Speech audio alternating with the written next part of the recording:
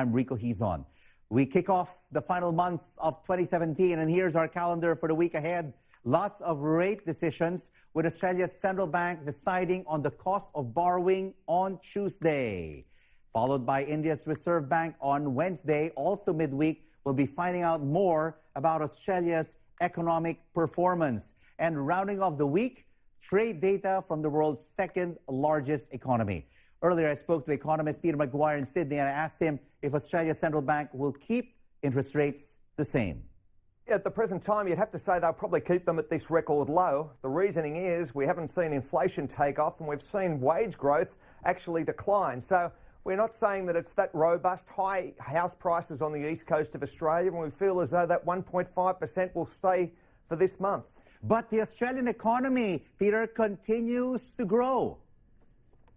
Well, yes, it does, and we'll look at that inflation number possibly around about that 3% annualised. You saw the quarter on quarter at about 0.7 for the third quarter, but overall you've still got very high household debt because, quite simply, of house pricing. So if you raise interest rates, that'll take more out of the wallet and the purse, which in turn would constrain growth, and that's the great challenge that the RBA actually faces. All right, midweek, you have India's central bank meeting on monetary policy. How are they likely to decide on interest rates?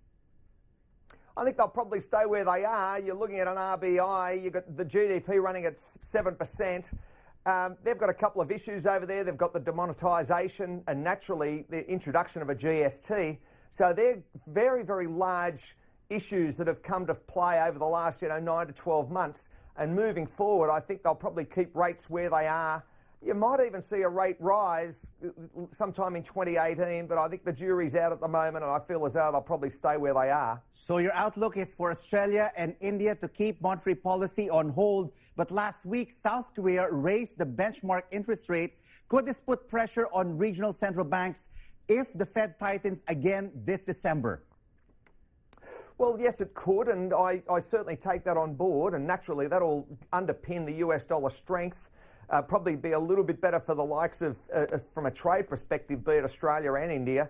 Though the Indian rupee, I was there last week, it seems to be very much range-bound compared to the Australian dollar, which is far more volatile. So I take all those components into play, and at the present I'd have to say that both central banks will probably hold. South Korea is a little bit different in a situation, yes, and they've got a better inflation. All right, China's trade report out later this week. Will Trump have something to complain about, the trade imbalances between China and the U.S.? Well, he could well do, but I think overall he's getting a little bit of traction there. They're receptive to his talks and his agendas and where he's playing. Growth numbers in turn, around about that 7.2 number for China. I think overall the Trump administration is feeling as though it's getting some movement, and that could be a good sign for him. Peter McGuire there in Sydney. The White House says